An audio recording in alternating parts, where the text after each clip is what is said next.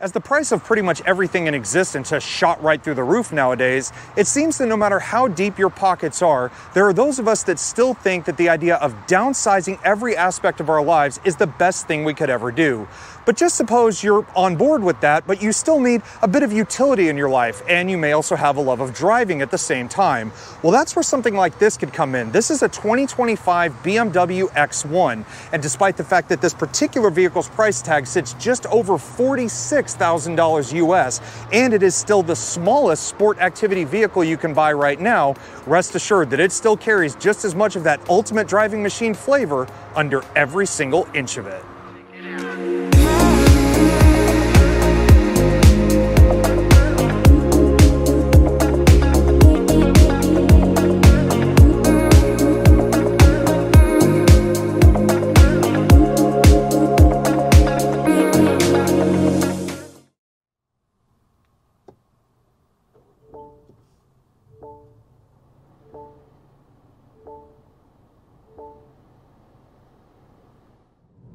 All right, so first time in the new BMW X1, and you guys might remember this dude sitting here next to me. This is Daniel. He's the BMW genius up here, and he has been filling my noggin with all of the knowledge, anything related to the ultimate driving machine. And this is one thing I find funny is, you know, driving the X1, this is kind of the underdog of the sport activity vehicle lineup. You know, when a lot of people talk about BMW SAVs, they're thinking X3, X5, now you've got X7, and then of course you've got the sport activity coupes, X4, X6.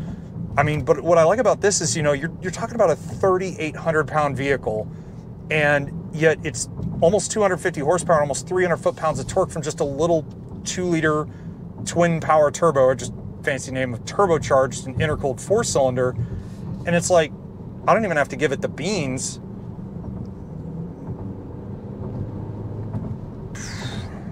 I mean, she picks up her skirt and goes. I mean, she doesn't really need to, you don't need to bury it just to get a little bit of power out of it. But one thing I forgot to mention in the intro is that this one is the xDrive 28i. So the xDrive in BMW turbs, of course, is all-wheel drive. If this was an S-Drive, it would be a 2-wheel drive. So the reason why I picked the xDrive is I wanted to feel a little bit more of that dynamic driving. But from where I'm sitting, I mean, it's not harsh, it's not, you know, bouncy, it's not crazy. It's actually, I don't want to say docile, but it's it's not as like harsh, you know, if you know what I'm talking about. A lot of people that I know, when they think of BMWs, automatically something comes to mind with a galactic amount of horsepower and usually an M badge on the end of it, which if you do want to get that, you can get one of these as the M35i, which obviously is a lot more power, a lot firmer suspension, much more of a driver-focused vehicle. But I think the reason why the 28i makes so much sense is that this is the entry point, the first step up into BMW sport activity vehicle ownership. And I think if you're even nervous about owning an SAV or anything like that, this could definitely be a starting point. And I mean, $46,000, it sounds like a lot of money, but when you consider that, you know, if you really load one of these out, you're knocking on the door of almost 60 grand. This is I would actually say this is a pretty solid value, though. Yeah, definitely better than the last generation of X1. I mean, the first one I drove, as I was telling you off cameras, I mean, the first one I drove was a 2013, but that had an inline 6. So, I mean, in your eyes, inline 6 versus turbo 4, I mean, is there a preference for you?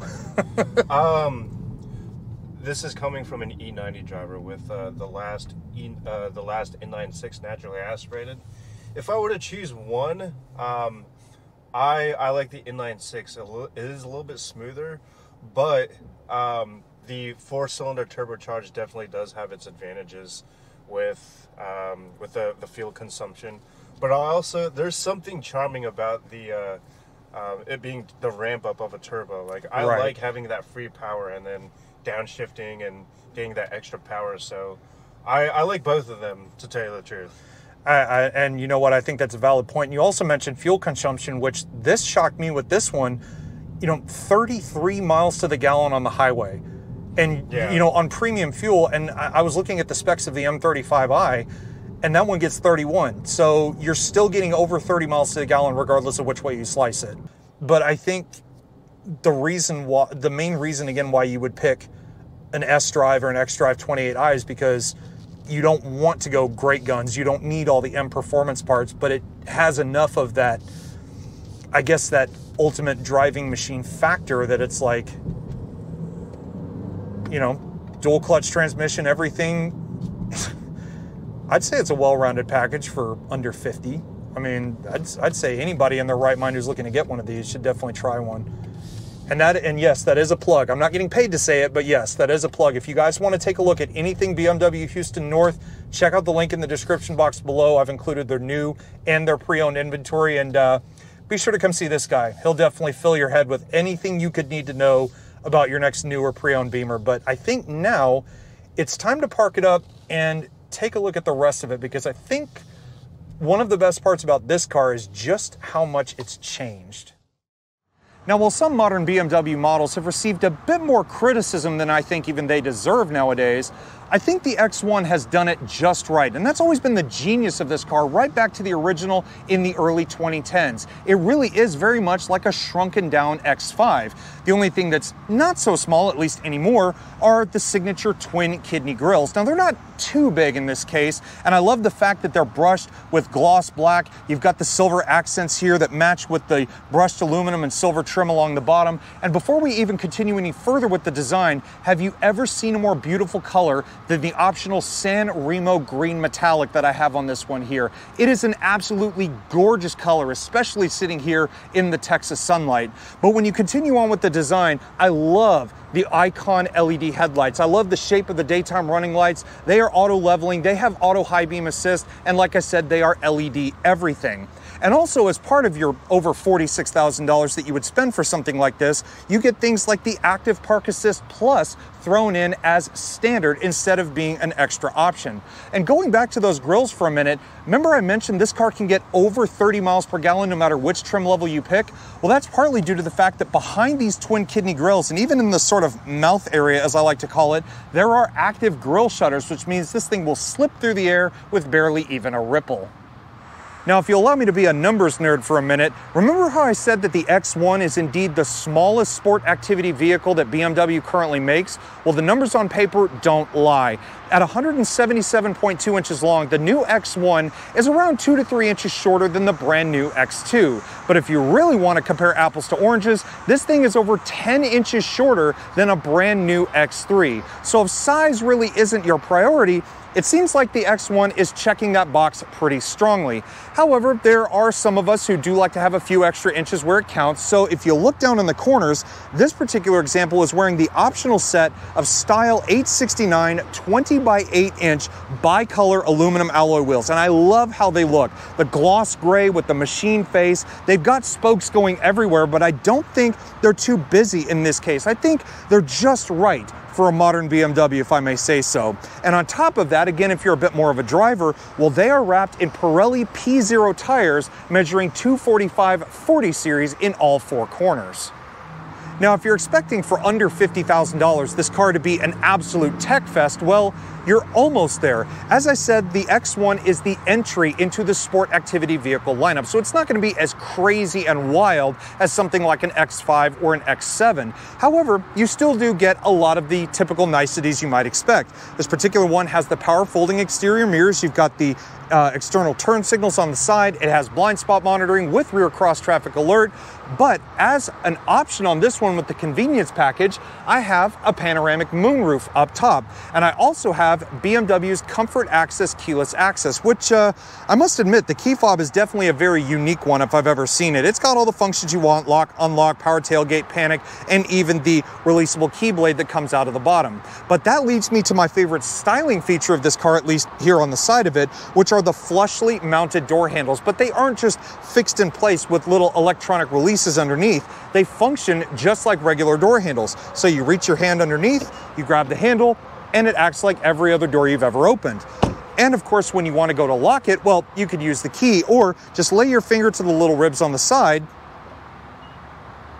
Now, just like the front, you look at the rear of the X1 and you think that is yet another finite example of Regensburg, Germany's finest craftsmanship. And I do apologize all Germans watching this video for butchering such a name, but you cannot ignore that this is yet again another true BMW design. And that's even the case if you covered up the badge here on the tailgate. You look at things like the pedestal spoiler, how it's got the little ridges up top, a very aerodynamic design with the little third brake light integrated into it. You've got the main LED taillights with the turn signals sort of three-dimensionally integrated into the main lighting unit itself. But you look at the rest of it and you think, okay, there's some nice badging. I've got the active park assist sensors just like I saw on the front. And there's even some metallic gray and brushed silver accenting to kind of tie the whole back end together. So what really is the point of being at the back end of the X1?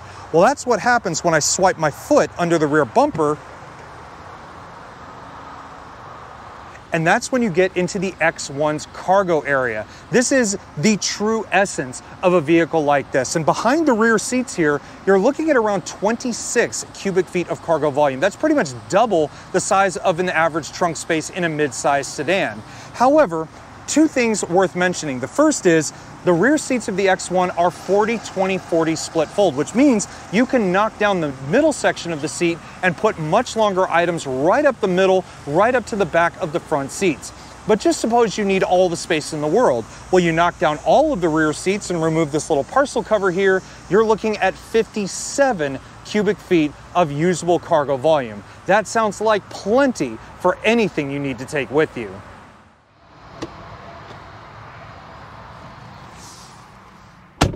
Now, it doesn't matter which BMW model you're looking at, they all seem to carry sort of the same split personality, if you will. But you get inside, especially in this X1, for example, and it's a little more on the basic side, but I do not mean that as an insult because the way it's all crafted and put together is so typically German. And it's very typical luxury car at the same time as well. You look directly in front of you. In this case, I've got a leather rim steering wheel, which honestly, this one feels like it was taken directly out of the M catalog because the grips up top are nice and thick and chunky. And I've got all the basic media functions I could want, from cruise control and all my other media ancillaries at the touch of my fingers. But then you look just up from there, and the first thing you see is a 10.25-inch liquid crystal display that houses your digital gauge cluster. Now, when I first got in this X1, the thing that kind of humored me a bit is, of course, you have, your range to empty, engine temperature, and all that other stuff, but on the right-hand side of the gauge cluster, where there would normally be a tachometer in most vehicles, there was a power meter instead. So I found that a bit interesting. But once you get past the driving position and you start to admire this sort of area from the top of the dash down, that's where things get really interesting, because attached to the 10.25-inch screen for your gauge cluster is a 10.7-inch liquid crystal display screen that houses BMW's newest iDrive 9 telematics. Now, if I tried to go through all of the functions in this, it would take an entire video in and of itself. But what I love is it seems most manufacturers are kind of taking cues from each other. And what they've done with this is they've integrated all of the iDrive 9 functions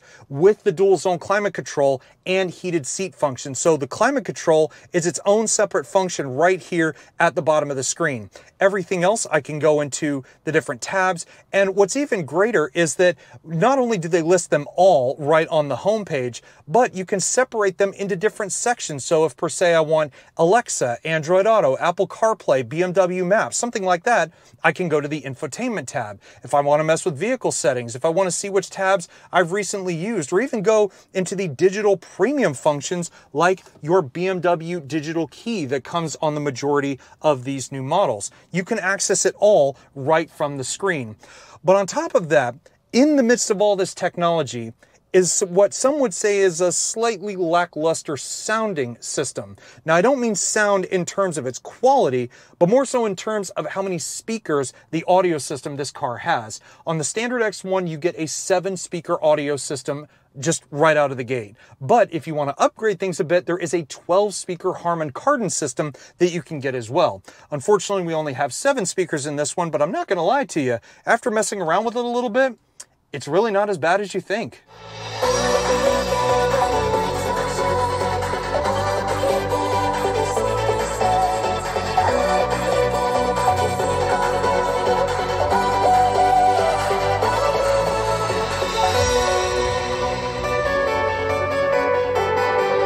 Of course, things like your BMW digital key, iDrive 9, your digital gauge cluster, all of that stuff is to kind of be expected when you're looking at a vehicle of this caliber and price tag.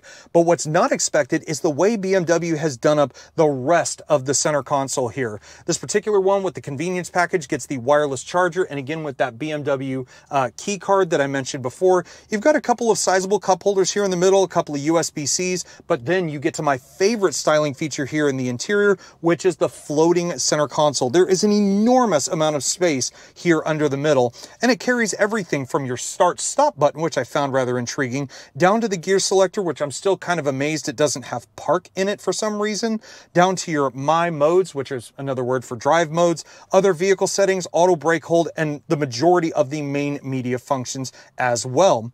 But one thing that you might find rather interesting is how to access what is almost a non-existent center console. You push down on this little trigger here in the middle, and it opens up to the side. And it is about as big as maybe a couple of credit cards. There's really not a whole lot of space in here. You could put some pens, some receipts, things like that. But unlike other cars that have deeper center consoles, this is just for your small things. The bigger stuff goes down underneath.